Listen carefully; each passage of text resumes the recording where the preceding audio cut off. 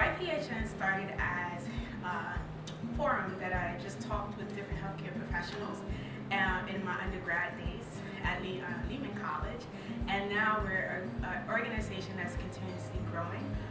We are a not-for-profit, and we're based right here in New York, and our mission is really dedicated to empowering the next generation of healthcare leaders.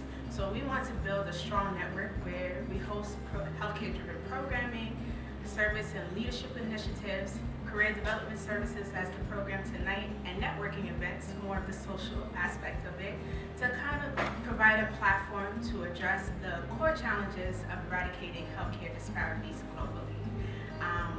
I decided to go live with YPHN from my meeting last year. I was invited to the White House to discuss the progress of President Obama's Affordable Care Act. And during this meeting with government officials, they were just throwing out questions. What is the plan to keep the act going? How do we hire young professionals? What is the role of young professionals in healthcare?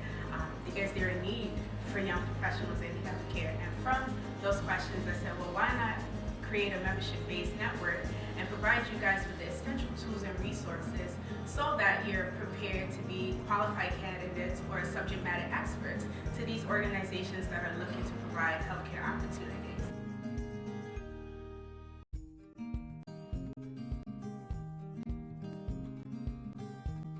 That's a very poignant question, especially with the way that healthcare is going today. On my side, my background has mostly been with provider relations and operations. I've been lucky enough to work with different organizations that vary from 120 to today. Optum is part of United Health Group. We're about 130,000 employees nationwide.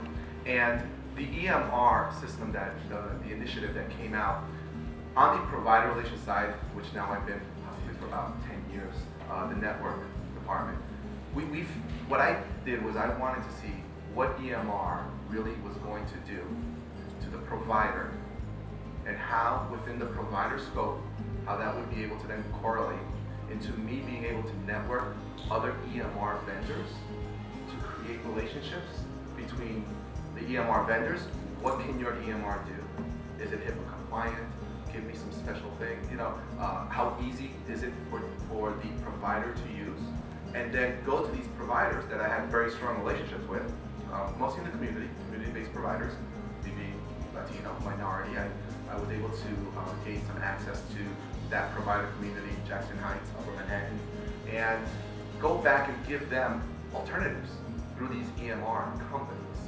And one thing I can tell you is these EMR companies many times wanted to compensate me for bringing this business to them. And I would never, ever take anything from them, because I always said to them, I want to be able to come back to you if things don't go right and say, what the hell happened? Why isn't this working?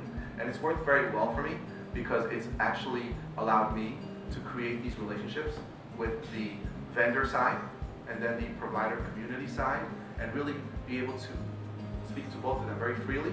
And I feel that the EMR, along with the Affordable Care Act, which we can talk for hours about, I think it's fantastic. I think it's something great that has happened to the healthcare industry. But for the EMR system specifically, I think it's really opened up a lot of doors for quality care, and being able to identify that quality care, and then as a plan person, because United Healthcare is one of our sister companies, be able to compensate.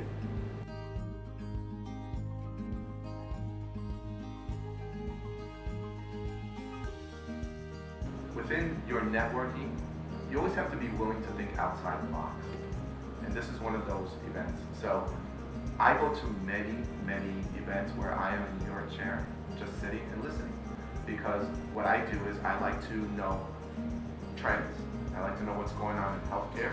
Although I am the Director of Network Strategy and Business Development for this organization, the largest service organization in the country, I like to think that there's still a lot more for me to learn. So through that, I go to many associations, healthcare executive associations. There are many of these out there that you can tap into. And I highly recommend that you do that, because what you're going to find is that there is going to be a group of people that you're going to see at all of these organizations.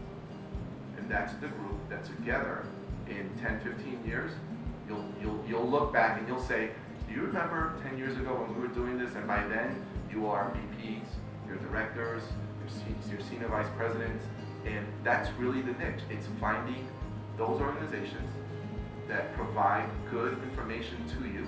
And I believe this is a great organization. You are our future. The young professional says it all right there. And in healthcare is such a growing industry. It's amazing what's going on just in the last 8 years. And what's gone on is incredible. And what I feel is that, what you're doing is a step in the right direction. And I commend you for being here, taking time out of your free time to do that, and really continue to do that. Look for some organizations that interest you. Stay within healthcare. That's what your background is, and that's the direction you want to go in. And find those groups that kind of speak the way that you want to be heard, and say the things you want to hear. You want to listen.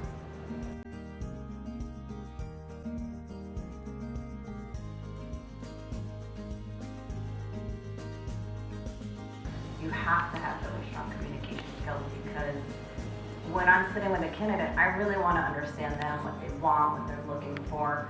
And in order to do that, I have to kind of read their body language a little bit and dig a little bit deeper and ask a little bit more probing questions. And I don't know how I learned that. I guess it's just something that I picked up with my job. You sit down with someone and later along the line, as you're working with them, you realize maybe they didn't tell you a couple of things, and I should have asked this question, I should have asked that question, and at the end of the process, you learn. And I think throughout the years, I've learned, okay, I've started to really, I want to understand the person that I'm working with, candidate-wise and client-wise, because that's how I'm going to make the best match. So you really have to ask the right questions, and you have to listen.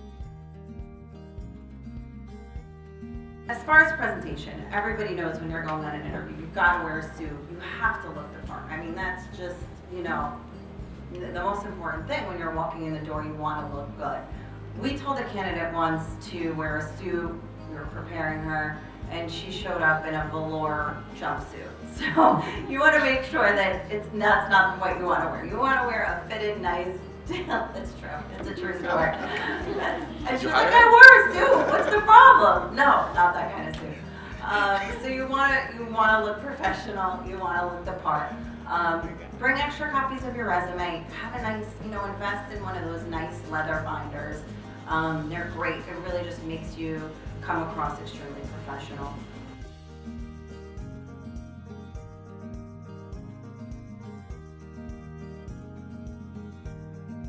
Healthcare is not like a baseball player or a football player. That's different. But find your niche. Find your niche somewhere. Hopefully, it goes with establishing rapport with the people you work with. Being able to communicate with them not just on a corporate level, but also on a personal level. And that'll allow you to have some work-life balance there.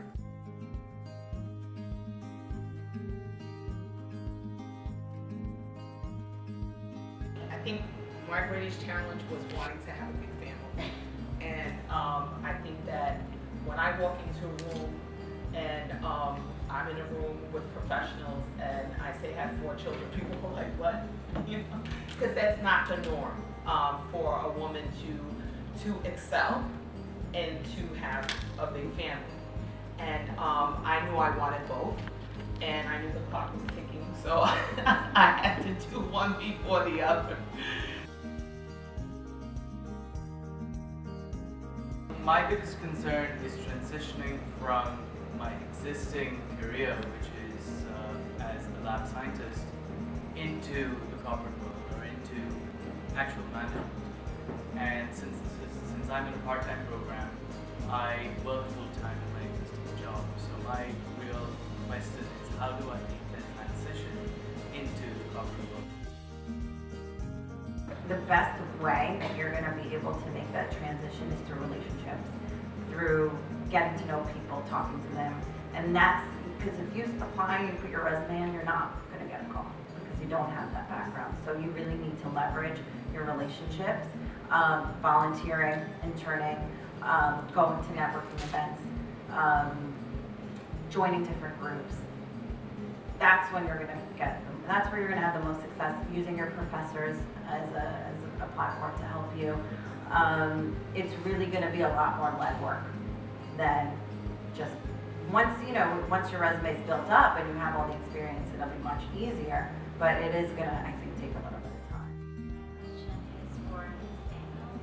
I'm very much interested to know, like, Maybe if you can hold the I mic, see. yeah. Logistically, how you manage to do, like, your career, graduate education, and a family. Like, how were you able to do it?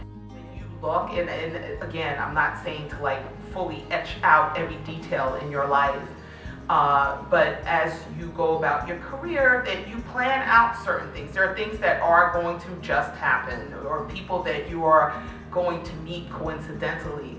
I don't like to look at life that way because I do believe in a divine plan for every person, but I'm not sharing my ideas and pushing them off on anyone here. But because I knew that I did want a family, I did want to advance my career, and one of the ways to do that was to further my education. So this was something that we both agreed and knew that I was going to do at some point in time.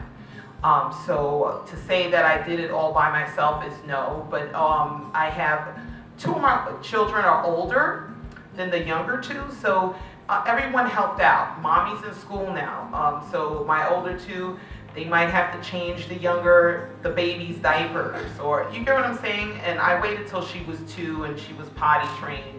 So, and I was no longer nursing before I decided to do that. So there were a lot of factors and making sure that everyone was physically able to fend for themselves. I didn't leave a baby and go back to school.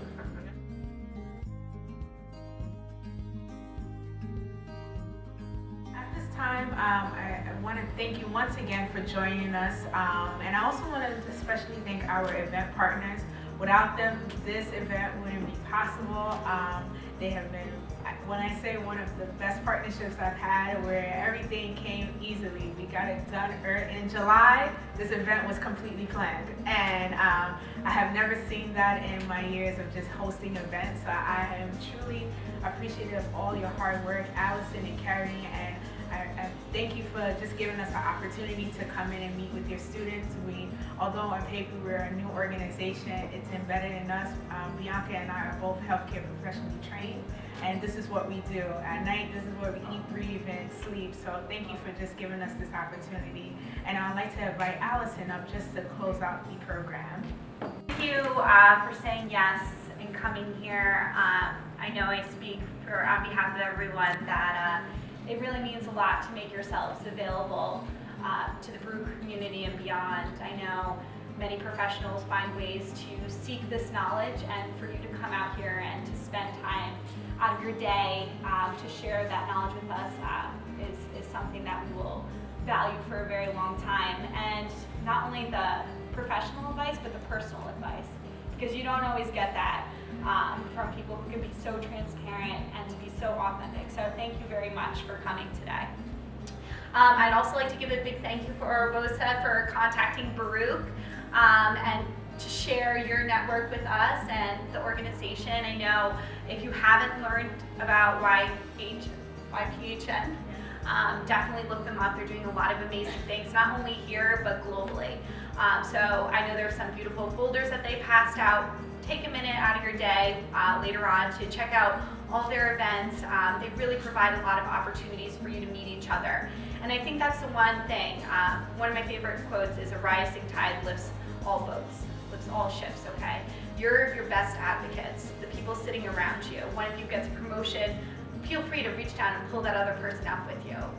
And so right now we're going to move into the networking hour, and so I implore you just to take that extra 5 minutes before you run home to introduce yourself to somebody else and to share some of your experiences professionally and personally, because you're going to be the ones that help each other get to the top. And have a great evening.